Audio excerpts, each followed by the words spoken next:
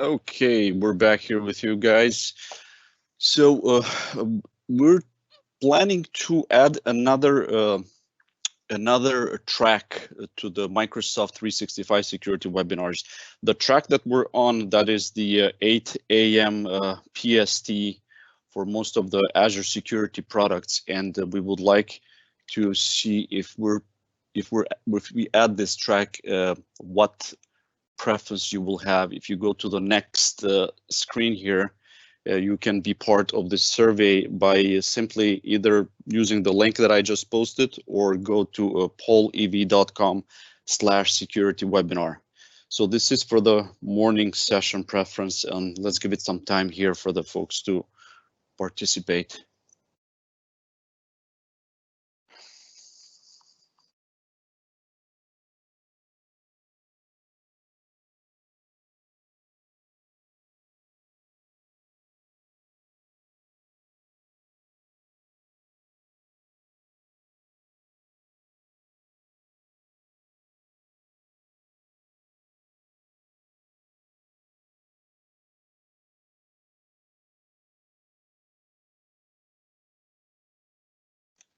Okay.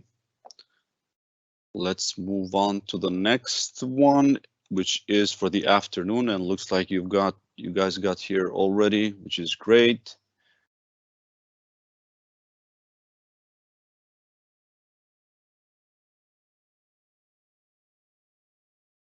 Okay, and if you don't mind sharing your screen once again, or so I can move over to the welcome slide and kick it off.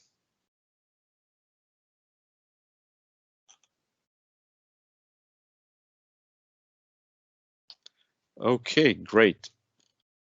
Well, welcome everyone, and thanks for joining us, and thanks for being a part of our community. My name is Valon Kalika, and I'll be your host for today. A few reminders before we kick off our session. If at any time you experience issues viewing the stream and are using the web browser version of Teams, please refresh your browser. If you're using the desktop app of Teams, please exit and rejoin. This seems to help for the most of the time regarding the connection issues. Please note that this webinar is being recorded and will be shared publicly. We will post the recordings on our community at aka.ms/security-webinars. Closed captions in several languages are available during the live broadcast, and you can enable them by clicking on the CC button located at the lower right corner of your screen. Please feel free to ask questions at any time by typing them in the live event Q&A window by clicking on the Ask a Question button. Be aware that any questions you post will be publicly visible.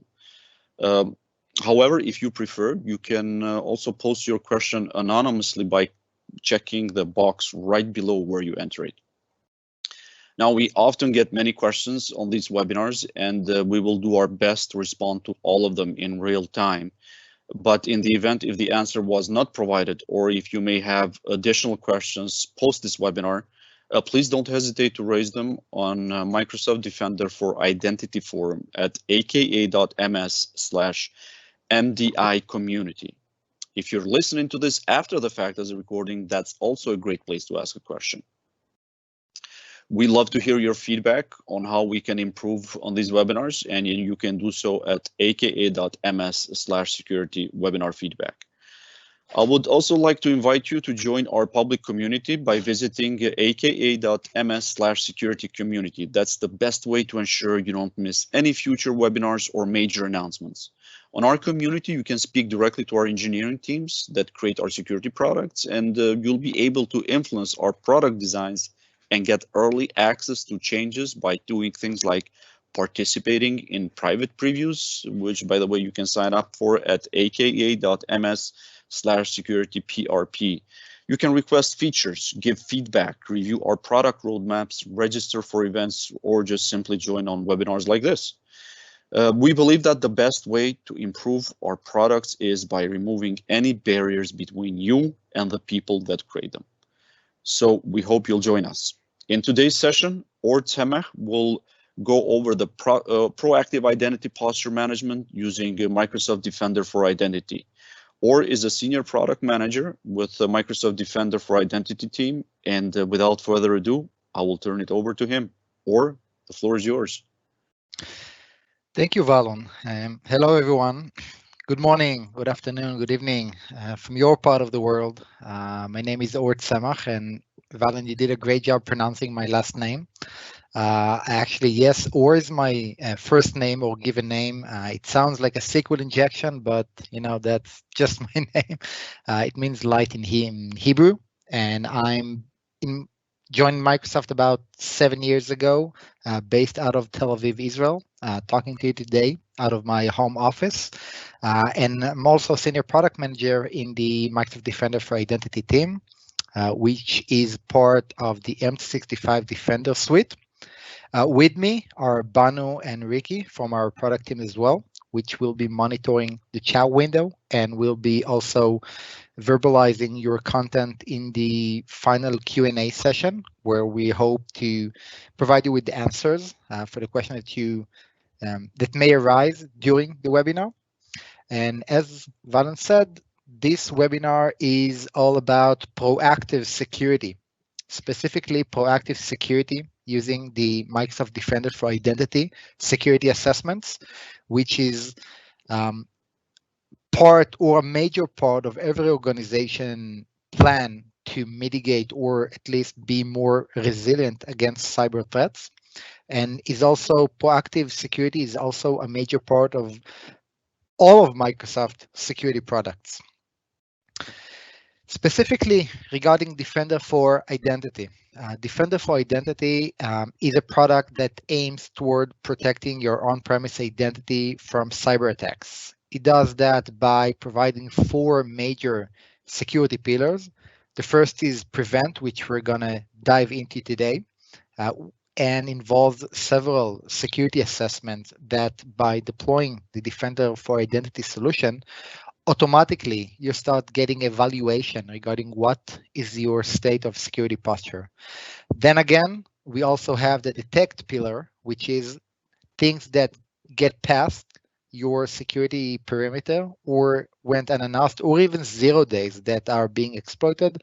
Defender for Identity uses complex algorithm and real-time analytics in order to detect malicious behavior or suspicious behavior and give you all the context that a security team needs in order to better understand what is going on throughout their environment, in combination with other Microsoft 365 security products such as Defender for Endpoint, Defender for Office, and also Azure Active Directory Identity Protection. Investigate means that even if we not only supply security alerts, but also give context in regards, for example, whether or not specific users should be investigated into abnormal behavior, meaning that if a user has accessed a sensitive resource for the first time, that might not be something that your security operations team should be alerted on, but it is something that security products aim toward providing security teams so they can get better context into what is actually happening in their environment, and also testing hypotheses such as, is a particular user is doing something that he shouldn't do. So investigate is again a major pillar in every security product that aim toward providing more visibility into what is currently going on in an environment. And of course, respond, meaning when we decide that something is currently happening in the environment and we need to block it, such as disabling a user or isolating a machine, Microsoft security products aim toward providing those capabilities in well. Preferably, when you have the whole suite, you can have a full investigation into different parts of the organization and have a single response capability to better get what we call time to resolve, or decreasing the time to resolve for security threats. And of course, these products are built into toward providing modern organization security value, organization that are operating in cloud environment, but also have an on-premise footprint, which we learned that customers and users still they have no plans on removing these in the couple of years. So when cyber attacks happen, Microsoft product aim toward being whenever the user environment is, whether it is on premise or hosted on an IaaS environment, infrastructure as a service, or in cloud components. So what do a typical attack looks like?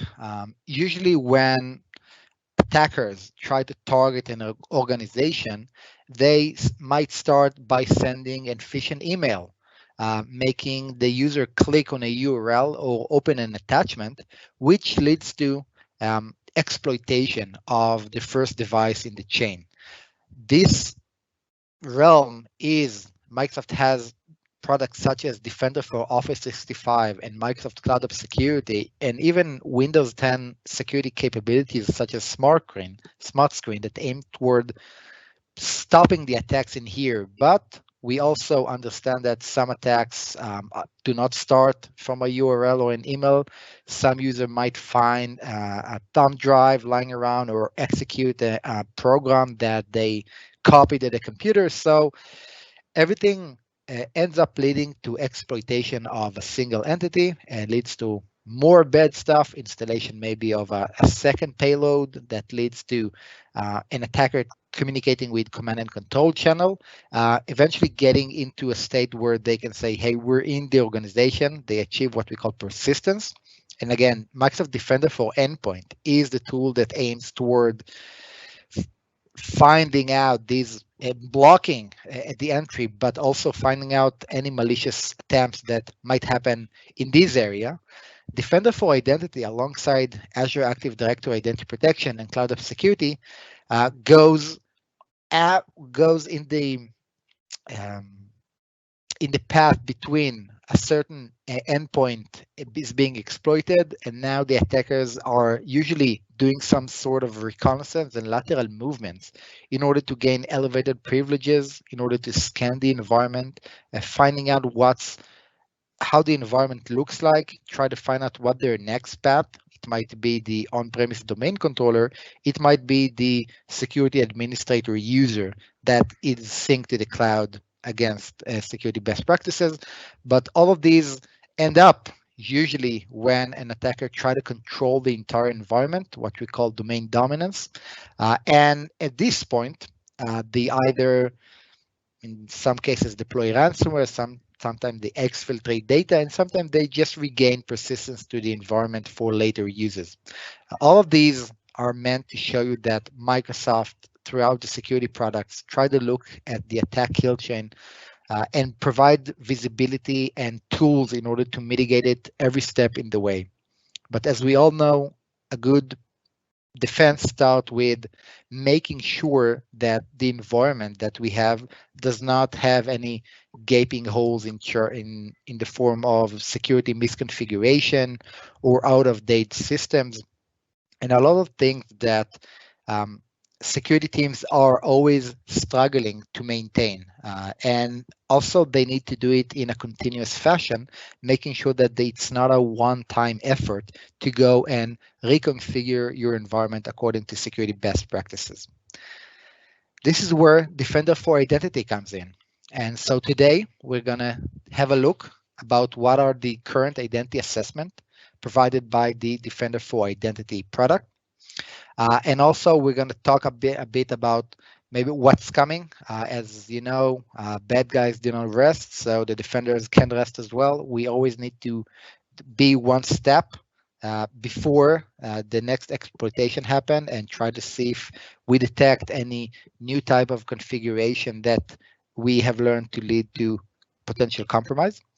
We're going to look at how Defender for Identity, including the assessment, is also being wrapped up in Microsoft 365 Security Portal, which include capabilities such as Microsoft Secure Score to have a more unified view of your environment and trying to build a map or an action plan in order to fix all the detected security posture issues and also make sure that they don't come back. And then we're going to use some advanced tools such as Microsoft 365 Advanced Hunting to extend the security assessment. We're going to show you the real power of the Microsoft 365 suite. And the real power comes toward combining several security products such as Defender for Identity and Defender for Endpoint in order to get a really tight grip on the security control and getting into the essentials of what's need to be remediated. And of course, everything is going to be with lots of demos because this is how I found a good webinar should always be. Again, I want to remind you, use the chat window to post questions.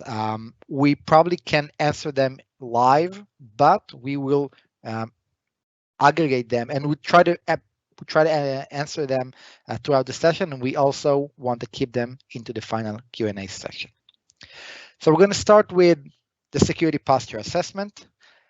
Security posture assessment in terms of Defender for Identity comes in the form of making sure that what Defender for Identity aims toward protecting, which are your on-premise identities and your on-premise identity infrastructure, is configured according to, I think, what is known for a long time that Microsoft has always recommended. For example, removal of legacy authentication methods that are known to be compromised and can be brute forced, such as NTLM version 1, removing of configurations such as unconstrained Kerberos delegation, which is known to be abused, usually chained with other exploits in order to gain a better foothold in the environment, and also making sure that no rogue app is, for example, exposing users using clear text credentials susceptible to man-in-the-middle interception, gaining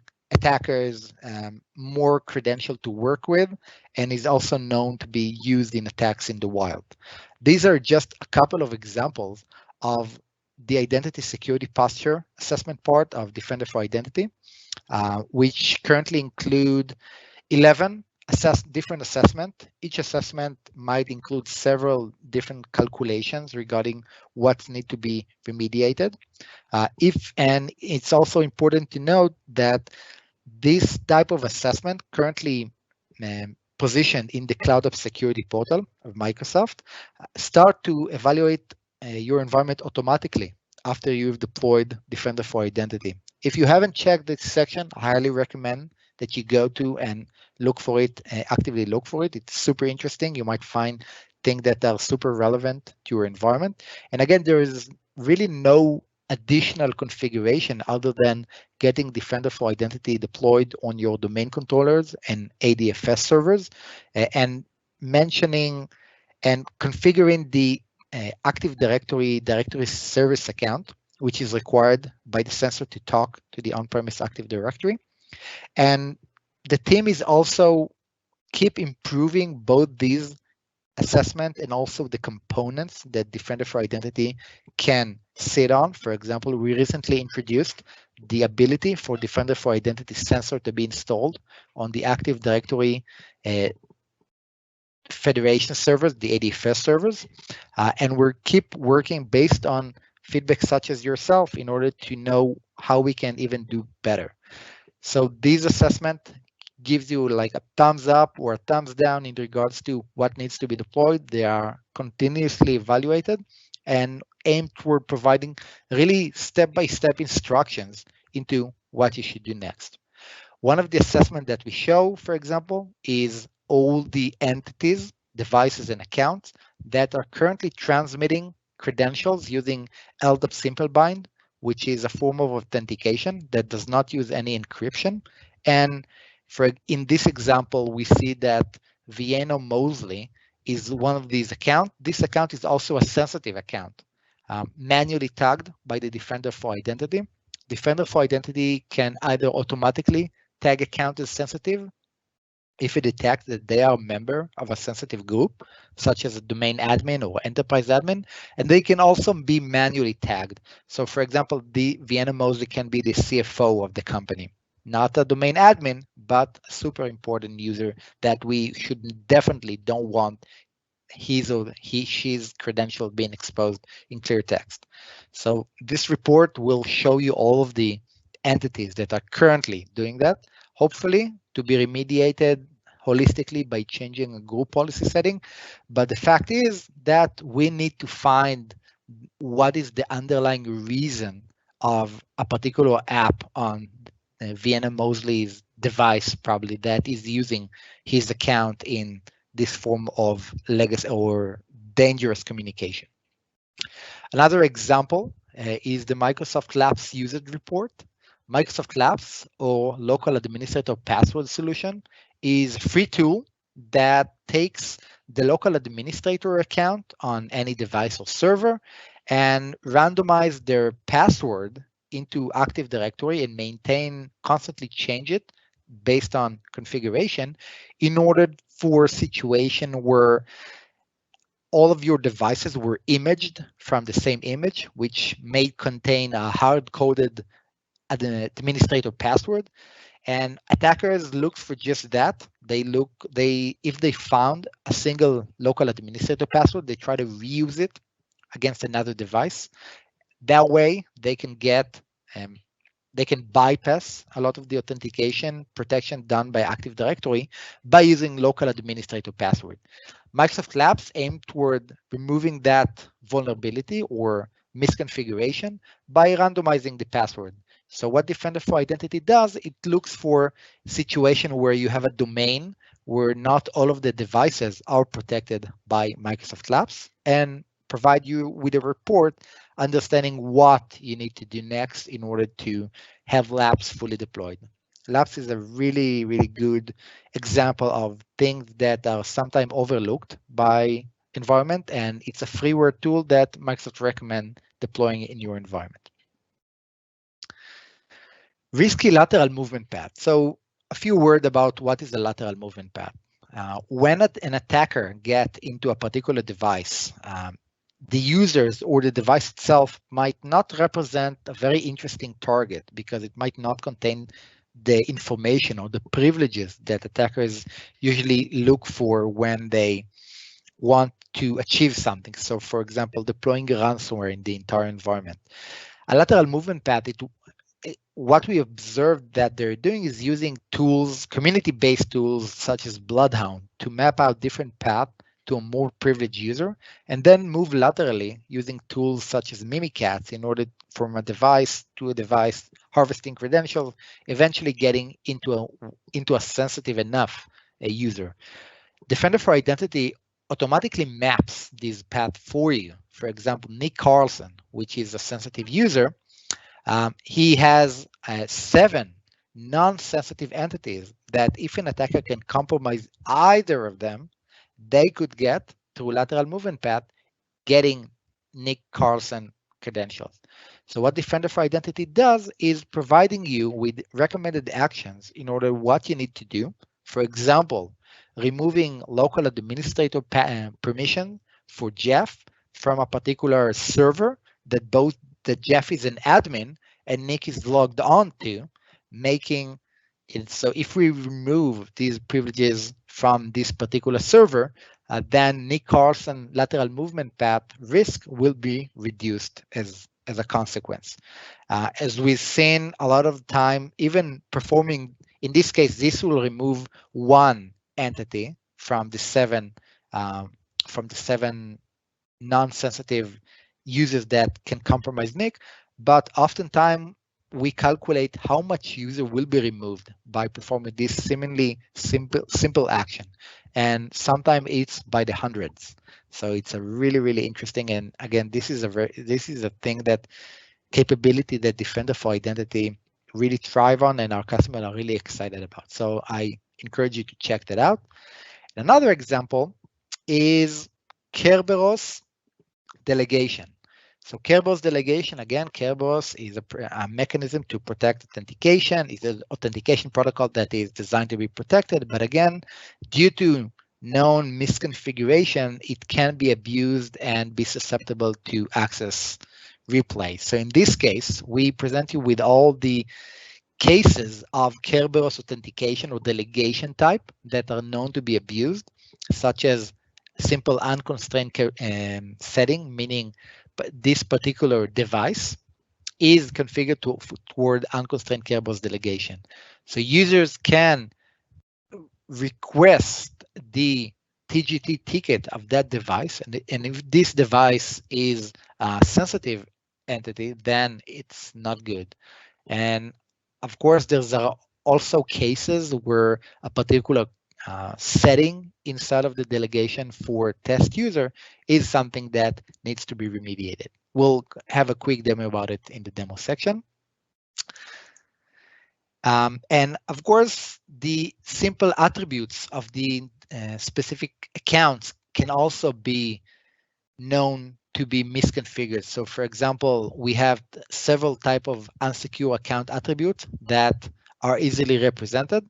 And I think maybe we should get to the demo of fixing several forms of unsecure configurations. So what I'm going to do, I'm going to switch over to both my environment, which has several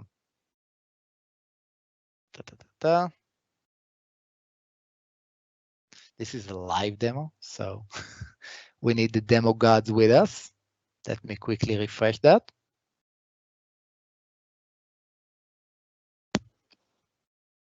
It's pretty fast.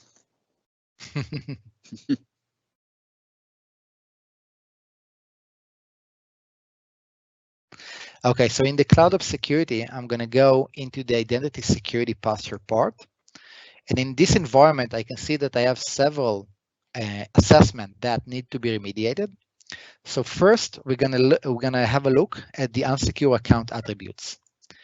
In here, we see that we have a user called RLEM Banks, which is part of domain one, which has two types of unsecure account attributes. If I click on that, I be presented with exactly what are the attributes that need to be remediated, such as use Kerberos DES encryption, which is using an older type of encryption for this account authentication, which is not recommended. This is against Microsoft security best practices, but it's still available, probably due to some legacy app or a misconfiguration or even an overlooked option in the environment.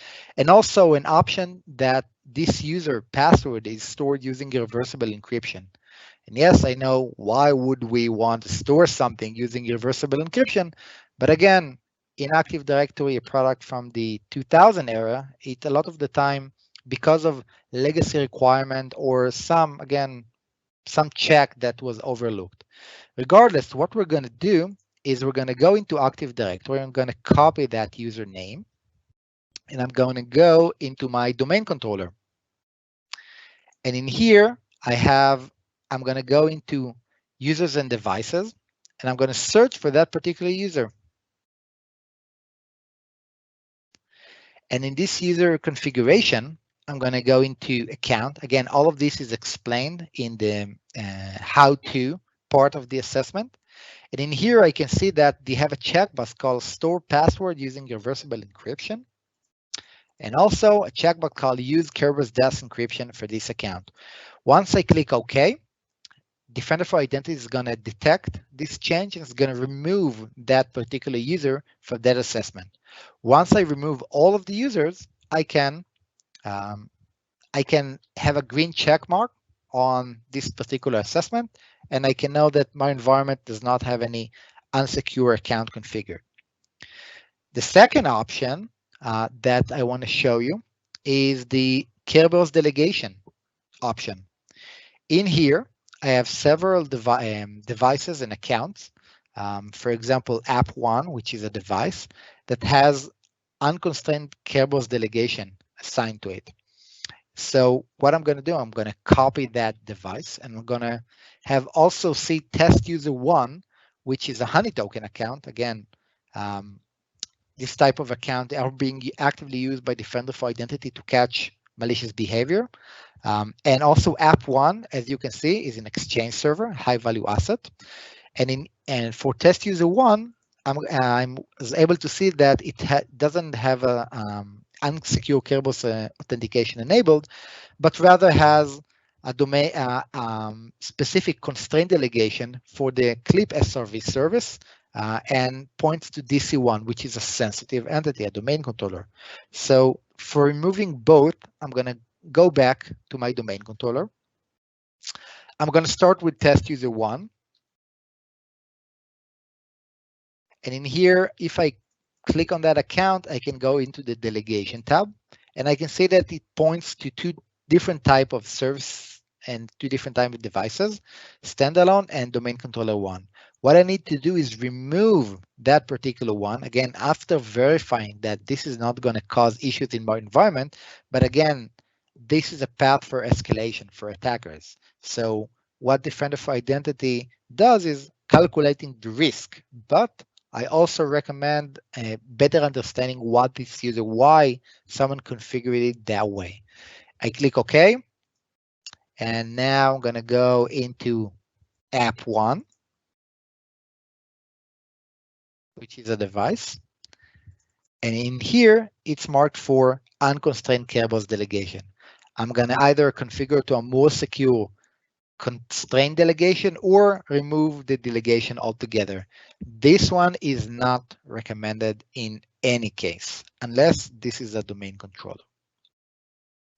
Once I remove that, again, Defender for Identity, detect these changes, go back to the environment and modify the assessment itself. The last example that I wanted to show you is the lateral movement path assessment.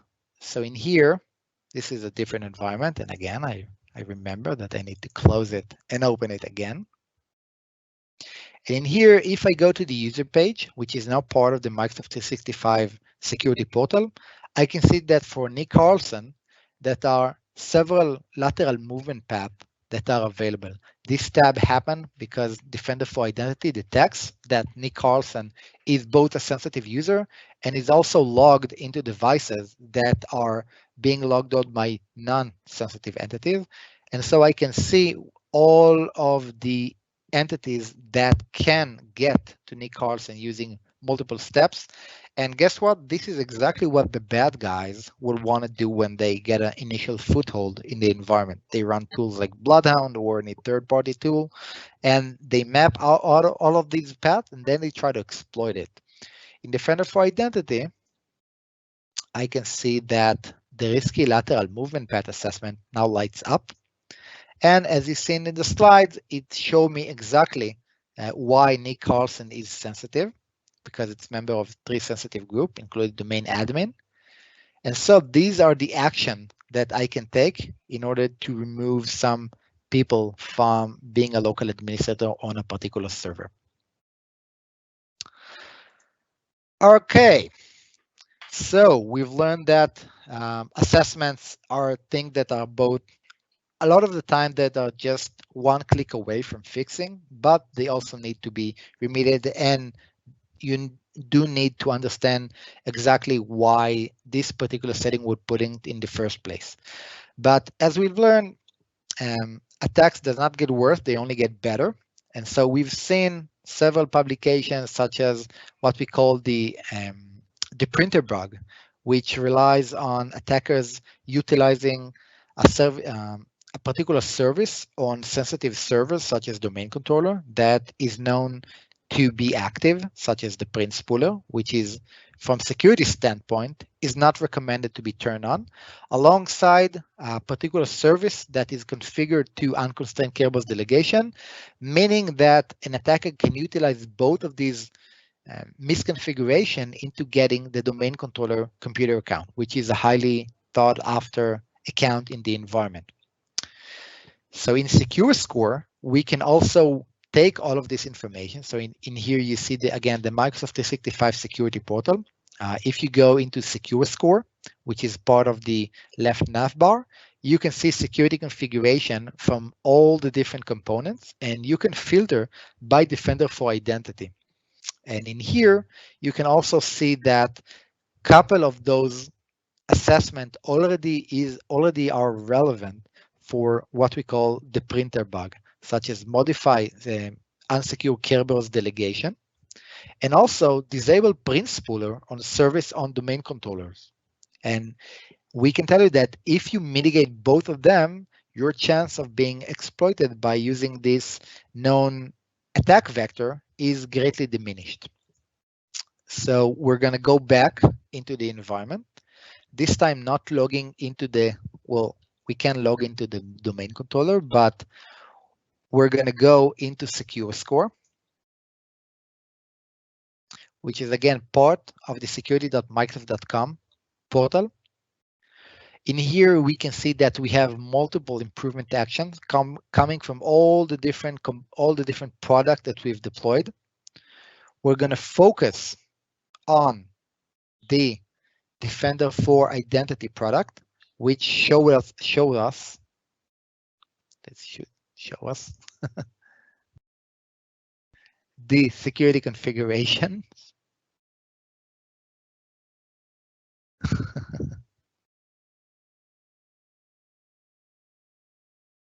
Okay. Okay, this is a demo environment, so the gods has not been kind to us. So what we can see that if we go into the security posture, we can see that we have servers with unsecure Kerberos delegation, and such as app1, which we previously remediated.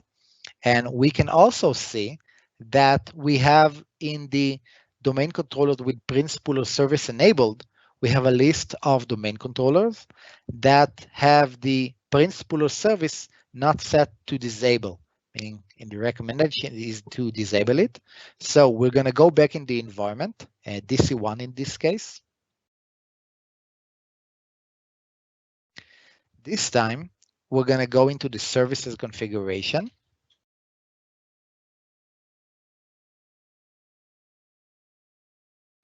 We're going to look for the principal service, and we're going to disable it and stop it. That way, again, Defender for Identity will remove that server. And since we set it this service type to disabled, we can verify that it's keep getting disabled. If by any type of configuration the service get re-enabled, Defender for Identity will alert us. And yes, by disabling the print spooler capability on domain controller, we are losing some print capabilities, but in the name of security, this should not be running on a service such as domain controller. For our final part of the session, we're gonna look again at one of the assessment. Entities exposing credential in clear text. Again, something that you should really don't want to see in your environment. But as I mentioned before, Defender for Identity sits on top of the domain controller, meaning that is able to catch this type of authentication and are able to tell you that a particular user, test user 2 or other sensitive users are being exposed in action. But what we can tell you from the domain controller side is what is happening on the endpoint itself that is causing this type of communication that can cause potential issues in your environment. Luckily, we've also deployed Defender for Endpoint on these devices, the endpoints. But if we go into client 5 in this case, which is a Windows 10 device, and we look for network events and we look for port 389, we might see too many actions that are coming and are being using LDAP against the domain controller because we're searching for this type of communication, but this is all LDAP communication, which from a domain John device might be pretty significant. And so we want to use better tools in order to really understand what needs to happen next. So so advanced hunting to the rescue. Going back into my cloud environment, advanced hunting, a capability in the security portal. In this capability, all of the products, including in this case, apps and identities coming from Defender for Identity and Cloud of Security, email coming from Defender for Office 365, and devices coming from Defender for Endpoint, all being aggregated into a single console where we can run powerful queries with easy to understand language. In this case, I'm going to show you that I'm going to use two tables from these. Well, there's quite a lot, but there are also a lot of examples in here. By the way, the query that I'm going to show you is part of our suggested queries that the Defender for the Microsoft 365 Defender team has put into the product. So you can find it in here. And in this case, I'm going to utilize two type of tables, identity logon events, which will show me if I run it, all the LDAP in clear text authentication that happened in the last 7 days. And here we can see that we have a device called client 5 and the account name admin, which are being exposed in LDAP in clear text. By the way, if you want to show more visibility into what's happening, we can open the entities exposing credential in clear text, and we can see that admin and the client file, which is combination of device and account, is being actively being used, and we can see what is the last time that they've done that. And admin is a super admin or an enterprise administrator, which is really not an account that we would like to see transmitting its credential in clear text. So that's what Defender for Identity provides us. And as you see in the screenshot, the device network events, which is equivalent to what Defender for Endpoint see, if we, again, take a look at the last 7 days, we can see a lot of processes and a lot of account names and a lot of devices that are being used to LDAP communication. So between those two separate queries, it's hard to understand what needs to happen. So we're going to join them. We're going to use the same queries. We're going to use a join clause, which is something that is for the SQL folks out there. It should be fairly simple to understand. And if not, KQL, which is the language that we use here, is really very good, very powerful language to have to find more complex stuff like this.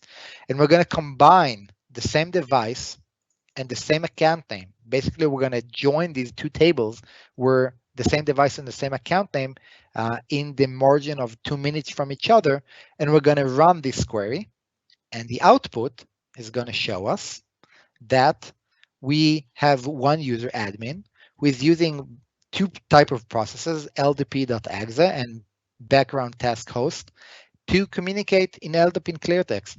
The next thing that I'm going to do is talk to whoever is in charge of that device and that user to understand why this process is exposing that user, sensitive user credentials in clear text.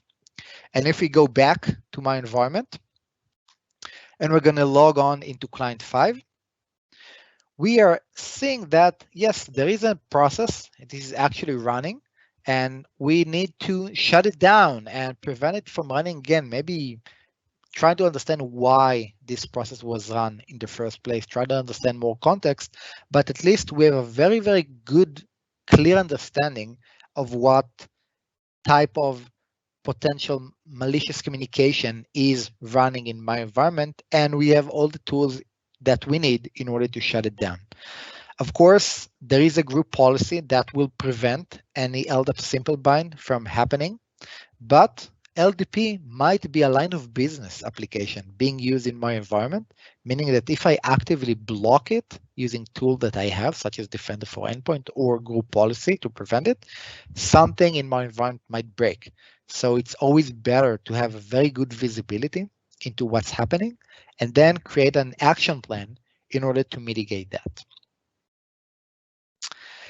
And with this final demo, we will before we get to the Q&A session, I like to quickly summarize what we've seen here. So Defender for Identity, which is part of the Microsoft 365 Defender suite.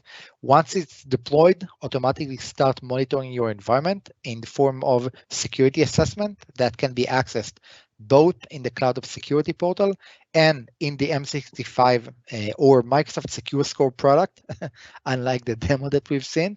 And you can have a really broad visibility and not a lot of prerequisite into getting a more better view into what's happening in your environment and provide you with the tools that you need in order to take action and improve your security posture. And with that, I'd like to thank you for joining us on this webinar. And Ricky, what type of question that we've got during it?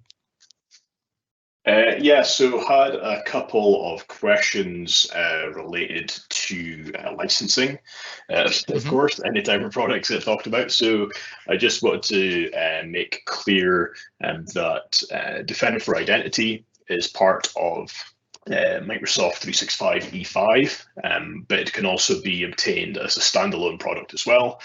And hopefully that covers off some of the kind of repeated licensing questions that we saw coming in. I'm just looking through the list now to see anything else that was asked repeatedly.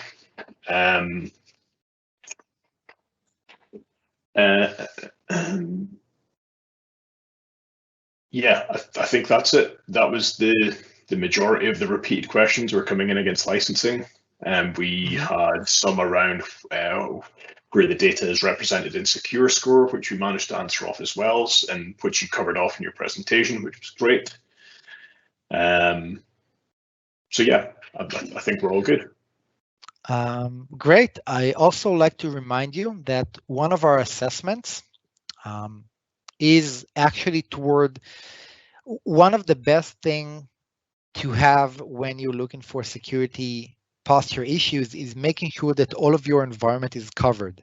And for that, one of our security assessment actually looks for all of the domain controllers and pretty soon also ADFS servers that you haven't deployed or actively being monitored by the Defender for Identity sensor, which is a very easy component to install. But again, you need to make sure that all of your domain controllers are monitored. So if you're not sure if your environment is fully monitored, let me go back to my environment. And one of the assessment is called domain controllers that are unmonitored. In my environment, everything is monitored. So this is completed. In your environment, you might see here domain controllers that are not actively reporting to the Defender for Identity cloud tenant. And one of the things that we need to do is making sure that they are all fully deployed, which again, it's something that your security teams know how to do, but it's also better to actively look or check that everything is deployed. All right, Valon. Well, great. Yes, thank you, Or, for an excellent presentation. And of course, thank you, Bonnie Jofferly and Ricky Simpson for answering the questions during Or's presentation.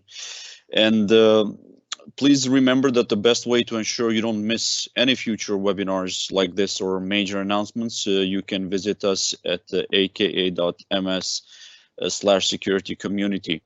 And you'll find there easy ways to navigate and find resources and community related material, products. And a good start would be, in fact, just browsing through our bite-size product videos, ninja trainings, recordings of the past webinars, and the GitHub communities and more. And in case we missed to answer your question, or if you have additional questions, you can visit us on our Microsoft Defender for Identity forum at aka.ms/MDI community. I would like to close this webinar by thanking all of you for being part of our community and for joining us on these webinars. So we hope to see you next time. Goodbye.